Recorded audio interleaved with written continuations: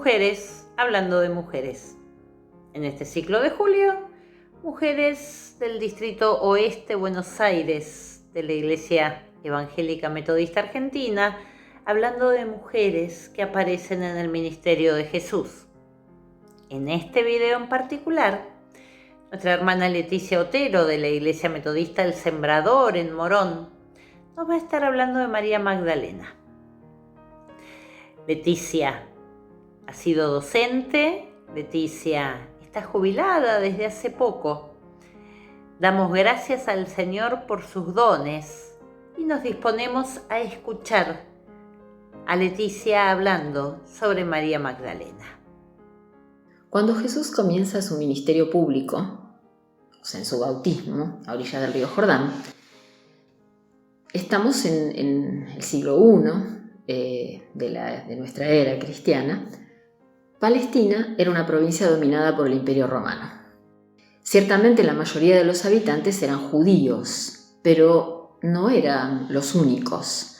Como el viejo reino de Israel, ya como sabemos desde el Antiguo Testamento por los profetas, había sido distintas veces dominado por distintas potencias del mundo antiguo, por ejemplo, por los asirios en época de Sennacherib, por los babilonios de Nabucodonosor cuando llevaron al pueblo cautivo a Babilonia, por los persas en épocas de Ciro que los dejó volver a Jerusalén, luego en la época de Alejandro Magno por los macedonios, después por los seleucidas, por los egipcios y a esta altura de la historia por los romanos.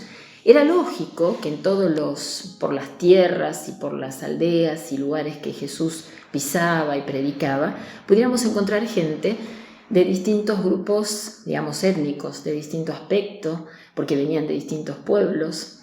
Habían quedado ahí influencias de distintas costumbres, distintas lenguas, distintas culturas. Pero básicamente lo que predominaba en aquel momento era la cultura que habían heredado de los griegos.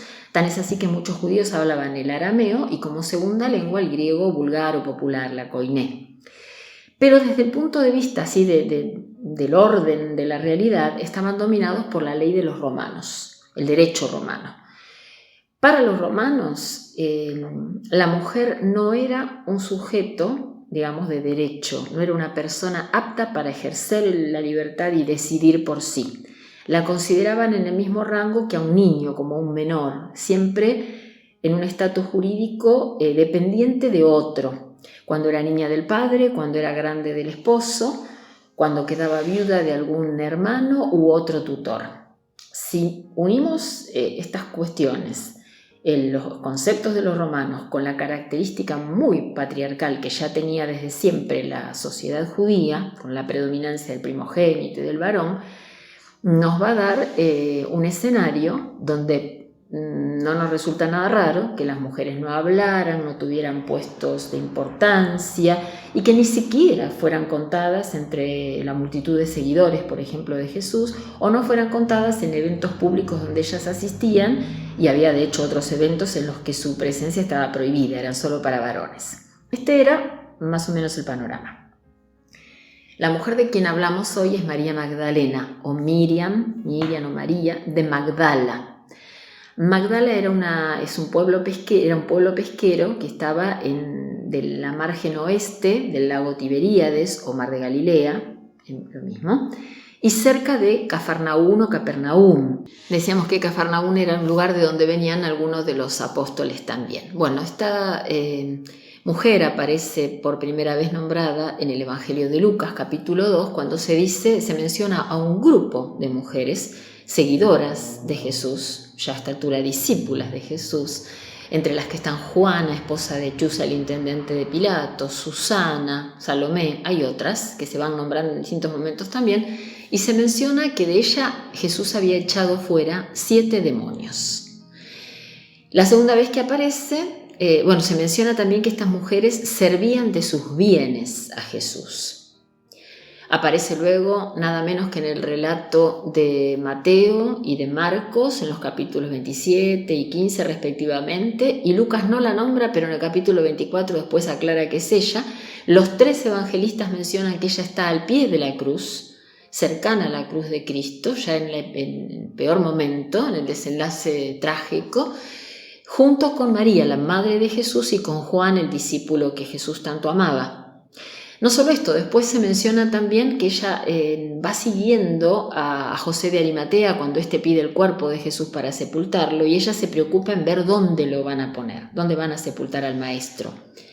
Y finalmente la vemos en el episodio más glorioso que mencionan los 4 evangelistas, cuando ella presencia la resurrección de Cristo. Varias cosas que podemos decir. En el primer momento, cuando aparece como discípula y se menciona esto de que de ella no se explica el cómo, no está narrado el episodio de la expulsión de sus demonios en los evangelios, pero sí claramente se nos dice, se reitera también, que de ella habían salido 7 demonios. El número 7 para los judíos sabemos que era como la perfección o la totalidad, así que podemos comprender que era una mujer poseída completamente por el mal, por los demonios, que padecía esto como una enfermedad gravísima. Obviamente, imagínense que siendo mujer, estando poseída, tomada por loca, era temida por el resto de la gente, seguramente odiada porque veían en ella el mal, discriminada, separada, apartada. Su vida, su pasado debió haber sido dolorosísimo y muy oscuro.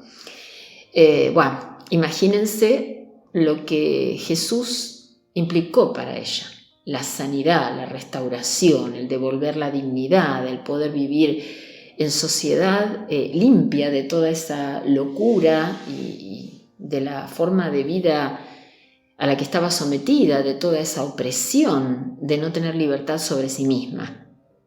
Se menciona también que ella componía un grupo de mujeres que servían a Jesús de sus bienes, es decir, suponen los comentaristas que ella era la viuda de algún comerciante acaudalado de Magdala, disponía de bienes como para contribuir, digamos, al sostén de Jesús, de los apóstoles, y que también con su tarea, seguramente junto con las otras, preparaban alimentos, lavaban ropa, atendían niños en la multitud, o ancianos u otras mujeres mientras Jesús predicaba. Después se menciona Mateo y Marcos y también Lucas, sin nombrarla, pero luego sí explicita que es ella. Estos 3 evangelistas dicen que ella se encontró junto a María, madre de Jesús, y a Juan, el discípulo más amado, a los pies de la cruz de Cristo. Ella llegó hasta ahí, no estuvo entre los que se fueron, entre los que traicionaron, ni los que negaron, ni los que tuvieron miedo. Estuvo ahí hasta el final. Se menciona también en uno de los evangelios que ella se preocupa de ver dónde van a sepultar al Señor. Lo sigue, digamos, a José de Arimatea para ver esto de la ubicación. Por eso ella sabía dónde estaba el sepulcro cuando va con las otras mujeres de madrugada a llevar los ungüentos, las plantas aromáticas, los perfumes para hacer el ritual que se hacía con los muertos. Por último, se nos menciona que ella es toda esa dedicación absoluta, esa entrega total que ella había puesto después de su curación por la causa de Jesús y su compromiso profundo con él, se ven premiados con tener la primicia de la resurrección, y que Jesús mismo le pide que lo cuente a sus apóstoles. Ahora podríamos pensar qué implican estos encuentros de Jesús con nosotras. ¿Alguna vez tuvimos algo como María Magdalena? Sentirnos despreciadas, descalificadas, mal juzgadas, discriminadas, separadas. ¿Qué habríamos sentido? ¿Alguna vez nos sentimos indignas y alguien nos restauró, limpió nuestra imagen, nuestro honor? ¿Qué significa para nosotros hoy el encuentro con Jesús?